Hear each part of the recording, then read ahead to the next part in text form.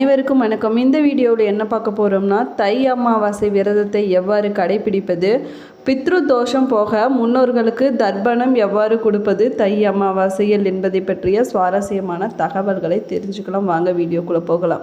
இந்த வீடியோ உங்களுக்கு பிடிச்சிருந்தால் லைக் பண்ணுங்கள், ஷேர் பண்ணுங்கள், கமெண்ட் பண்ணுங்கள். இன்னும் நீங்கள் உற்சாகம் மீடியா சேனலை சப்ஸ்கிரைப் பண்ணாமல் இருந்தீங்கன்னா சப்ஸ்கிரைப் பண்ணிக்கோங்க.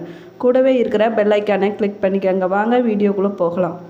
யாரெல்லாம் அமாவாசை விரதத்தை கடைபிடிக்கலாம் என்பதை பற்றி பார்க்கலாம் வாங்க. தாய் தந்தையை இழந்தவர்கள், கணவனை இழந்த பெண்கள், குழந்தைகள், பெற்றோர்கள், தாய் தந்தை உடன் பிறந்தவர்களை இழந்த பெண்கள் ஆகியோர் அமாவாசை விரதத்தை கடைபிடிப்பது மிகவும் நல்லதாகுங்க. அமாவாசை நாளில் பெற்றோர்களை இழந்த ஆண்கள், கணவனை இழந்த பெண்கள் தர்ப்பணம் கொடுக்கலாங்க. அப்பா அம்மாவுக்கு மகன் தர்ப்பணம் கொடுக்கலாங்க. கணவனை இழந்த பெண்கள் தனது கணவருக்கு தர்ப்பணம் கொடுக்கலாங்க தை அமாவாசை நாளில். பிள்ளைகளை இழந்த தந்தை அவர்களுக்கும் தர்ப்பணம் கொடுக்கலாம். ஒரே குடும்பத்தைச் சேர்ந்த சகோதரர்கள் ஒன்றாக சேர்ந்தும் தர்ப்பணம் கொடுக்கலாங்க. முன்னோர்களுக்கு தனித்தனியாக அவரவர் வீடுகளில் தர்ப்பணமும் கொடுக்கலாங்க. மனைவி நிறைமாத கர்ப்பிணியாக இருந்தாலும் சரி, அவருடைய கணவர் தனது தாய் அல்லது தந்தைக்கு தர்ப்பணம் கொடுக்கலாங்க. தர்ப்பணம் கொடுப்பது என்பது பிள்ளைகள் தங்களின் பெற்றோர் மரணத்திற்கு பிறகு கண்டிப்பாக செய்ய வேண்டிய கடமையாகுங்க. இதனால் எந்த காரணத்திற்காகவும் இந்த கடமையை தவறவிடக்கூடாது. முன்னோர்களுக்கு தர்ப்பணம் கொடுப்பதை ராமேஸ்வரம், திருச்செந்தூர், கடலிருக்கும் தலங்கள், நதிகள் சங்கமிக்கும் கூடுதுறைகள், கோவில்களில் உள்ள குளக்கரைகள், தெப்பம் ஆகியவற்றில் தர்ப்பணம் கொடுப்பது மிகவும் நல்லது. தர்ப்பணம் கொடுப்பதற்கு என்று இருக்கும் ஆலயங்களிலும் புரோகிதர்களை கொண்டு தர்ப்பணம் கொடுப்பலாங்க. வசதி அல்லது இது போன்ற தலங்களுக்கு செல்ல வாய்ப்பில்லாதவர்கள் வீடுகளிலேயே எளிய முறையில் தர்ப்பணம் கொடுக்கலாம். முன்னோர்களுக்கு வெளிநாடுகளில் இருப்பவர்கள் கோவில் அல்லது நீர்நிலைகளில் தர்ப்பணம் கொடுக்க முடியாதவர்கள் வீட்டிலேயே எள்ளும் தண்ணீரும் இறைத்து தர்ப்பணம் கொடுக்கலாம். முன்னோர்களுக்கு மார்கழி மாதத்தில் தேவர்களின் விடியற்காலை, அதாவது பிரம்மமூர்த்த நேரத்தில் செய்யப்படும் பூஜைகள் 2 மடங்கு பலன்களை கொடுக்கும் என்று சொல்லப்படுகிறது. தை மாதம் அப்படின்னா தேவர்களின் காலை பொழுதென்று சொல்லலாங்க. தை மாதத்தில் வரும் வெள்ளிக்கிழமை மற்றும் செவ்வாய்க்கிழமை, கிருத்திகை, பூச நட்சத்திரம் ஆகியவை சிறப்பானது என்று கூறப்படுதுங்க. அமாவாசை என்பது முன்னோர்களின் வழிபாட்டுக்குரிய நாள் என்று சொல்லலாங்க. சமஸ்கிருதத்தில் அமா என்றால் ஒன்று சேர்வது, வாஷ்யா என்றால் வசிப்பது என்பது பொருளாகுங்க. அதாவது அமாவாசை என்பது முன்னோர்கள் ஒன்று சேர்ந்து பூமிக்கு வரும் நாளைத்தான் நம்ம அமாவாசை என்று சொல்கிறோங்க. மாதத்தின் இடையில் வரும் திதியாக அமாவாசை உள்ளதுங்க. தமிழ் மாதங்களில் 10வது மாதமாக வரும் தை மாதத்தில் வரும் அமாவாசை மிக மிக முக்கியமானதாகவும் விசேஷமானதாகவும் கூறப்படுகிறது. முன்னோர்களின் ஆசையை பெறுவதற்கு மிகவும் ஏற்ற அமாவாசையாக இந்த தை அமாவாசை பித்ருதோஷம் நீங்கி ஆரோக்கியம், செல்வம், வெற்றி, மகிழ்ச்சி, அமைதி ஆகியவை கிடைப்பதற்கு வழிபட வேண்டிய நாளாக தை அமாவாசை கருதப்படுகிறதுங்க. தை மாதத்தில் வரக்கூடிய அமாவாசை விரதத்தை எவ்வாறு கடைபிடிக்கலாம் என்பதை பற்றி பார்க்கலாம் வாங்க. அனைத்து மாதங்களிலும் அமாவாசை திதி வந்தாலும் தை, ஆடி மற்றும் புரட்டாசி மாதங்களில் வரும் 3 அமாவாசைகள் மிக மிக முக்கியமானதாகவும் விசேஷமானதாகவும் கருதப்படுதுங்க. மற்ற மாதங்களில் வரும் அமாவாசைகளில் விரதமிருந்து முன்னோர்களுக்கு தர்ப்பணம் கொடுக்க தவறி இருந்தாலும் சரி, இந்த 3 அமாவாசைகளில் கண்டிப்பாக முன்னோர் வழிபாட்டினை முறையாக மேற்கொள்வது மிகுந்த பலன்களை தருங்க. தை அமாவாசை என்பது தை மாதம் துவங்கி ஆனி மாதம் வரையிலான உத்ராணிய காலத்தில் வரும் முதல் அமாவாசை ஆகுங்க. பித்ருதோஷம், பித்ரு சாபம் நீங்க வேண்டும் என்பவர்கள் தை அமாவாசையில் முன்னோர் வழிபாட்டினை தவறாமல் செய்யலாங்க. 2025ஆம் ஆண்டின் முதல் அமாவாசையாக வரும் தை அமாவாசை ஜனவரி 29ஆம் தேதி புதன்கிழமை வருகிறதுங்க. ஜனவரி 28ஆம் தேதி இரவு 8:10 மணிக்கு துவங்கி ஜனவரி 29ஆம் தேதி இரவு 7:21 மணி வரை அமாவாசை திதி உள்ளது. அன்று பெருமாளுக்குரிய திருவோணம் நட்சத்திரமும் இணைந்தே வருகிறதுங்க. புதன்கிழமை என்பதால் காலை 7:30 முதல் 9 மணி வரையிலான நேரம் யமகண்டமாகவும், பகல் 12 முதல் 1:30 வரையிலான நேரத்தில் ராகு காலமும் உள்ளதுங்க. அதனால் இந்த நேரங்களை தவிர்த்து முன்னோர்களுக்கு தர்ப்பணம் கொடுப்பது மிகவும் சிறப்பானதாகுங்க. முன்னோர்களுக்கு தர்ப்பணம் கொடுப்பவர்கள் மதிய நேரத்திற்கு முன்பாக காலை நேரங்களிலேயே தர்ப்பணம் கொடுத்து விடுவது மிகவும் நல்லதுங்க. தை அமாவாசை நாளில் மொத்தம் 3 விதங்களில் முன்னோர்கள் வழிபாடு செய்யப்பட்டு வருதுங்க. தர்ப்பணம், திலாஹோமம், பிண்ட தர்ப்பணம் ஆகியவை செய்யப்பட்டு வருதுங்க. நீர்நிலைகளுக்கு அருகில் இருக்கும் புனித தலங்களில் தர்ப்பணம் செய்வது மிகவும் விசேஷமாகுங்க.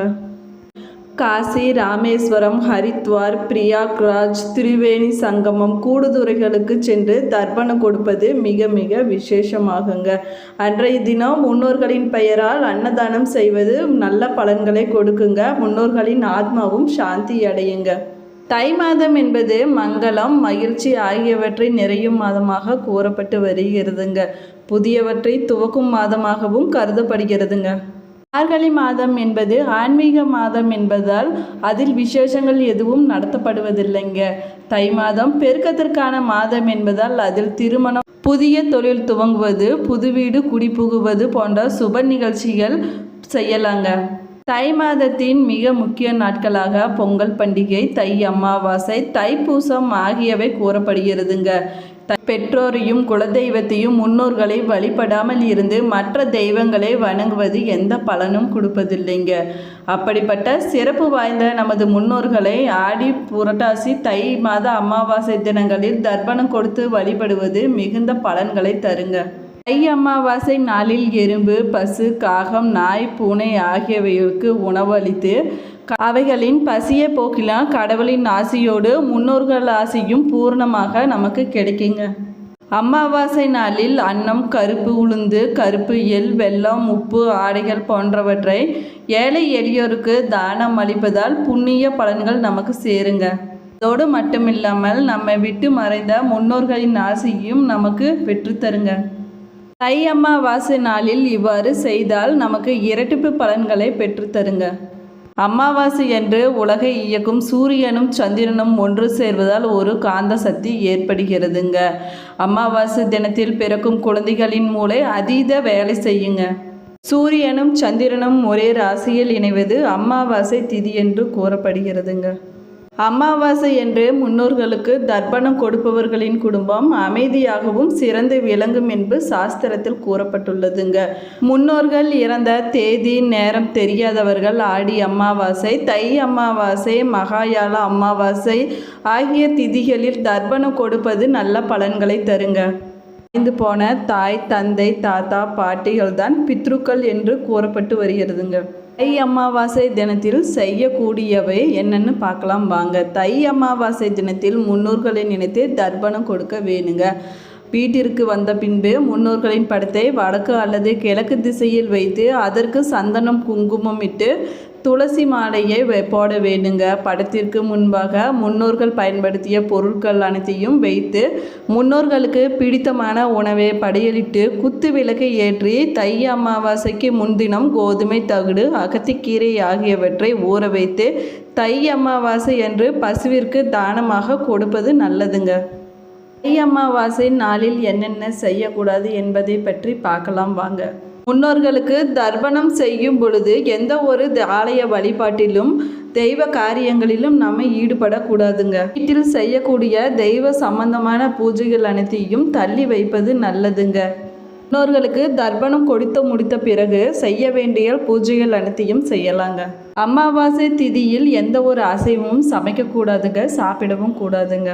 முன்னோர்களுக்கு தர்ப்பணம் செய்யும்போது கருப்பு எல்லை மற்றவர்களிடமிருந்து கடன் வாங்கி செய்யக்கூடாதுங்க. நீரில் இருந்து கொண்டு கரையில் கரையும் தர்ப்பணம் செய்யக்கூடாது. அதே போல கரையில் இருந்து கொண்டு நீரிலும் தர்ப்பணம் செய்யக்கூடாதுங்க. கிழக்கு திசை பார்த்தபடி தான் நம் முன்னோர்களுக்கு தர்ப்பணம் கொடுக்க வேணுங்க. அன்றைய நாளில் வீட்டில் வாசலில் கோலமிடுவது கூடாதுங்க. உத்தராயண்ய புண்ணிய காலம் என்பது தேவர்களின் பகல் காலமான 6 மாதங்களை குறிப்பிடுகிறதுங்க. எனவே குடும்பத்தில் உள்ள முன்னோர்களின் ஆசியை முழுமையாக கிடைக்க தை அமாவாசை நாளில் முன்னோர்களுக்கு தர்ப்பணம் கொடுப்பது மிகவும் நல்லதாகுங்க. சூரியன் பித்ருக்காரன் என்றும் சந்திரன் மாதுர்காரன் என்றும் அழைக்கப்படுகின்றனங்க. அமாவாசை என்பது மாதுர்காரனும் பிதுர்காரனும் ஒன்றாக இருக்கும் காலம் ஆகுங்க. பிதுர்காரகரான சூரியன் மகர ராசியில் பிரவேசிக்கும் மாதமான தை மாதத்தில் வரும் அமாவாசை தினம் மிகவும் முக்கியத்துவம் பெற்றதாக கூறப்படுகிறதுங்க. ஆடி மாதம் வரும் அமாவாசை என்று முன்னோர்களை வரவேற்கும் நாம் தை மாச அமாவாசை என்று அவர்களுக்கு விடை கொடுத்து அனுப்பி வைக்கின்றோம். தை மாதத்தில் வரும் அமாவாசை மிகவும் சிறப்பு வாய்ந்ததாக கூறப்பட்டு இந்த பதிவு நீங்கள் பயன்பெறும் வகையில் அமைந்திருக்கும் என்று நினைக்கிறேன். இந்த பதிவு பிடிச்சிருந்தால் லைக் பண்ணுங்கள், ஷேர் பண்ணுங்கள், கமெண்ட் பண்ணுங்கள். கூடவே சேனலை சப்ஸ்கிரைப் பண்ணிவிட்டு கூட இருக்கிற பெல் ஐக்கானை கிளிக் பண்ணிக்கோங்க. இது போன்ற ஆன்மீக தகவலை தெரிஞ்சுக்க தொடர்ந்து நம்மளோட சேனலை பாருங்கள். நன்றி ஃப்ரெண்ட்ஸ்.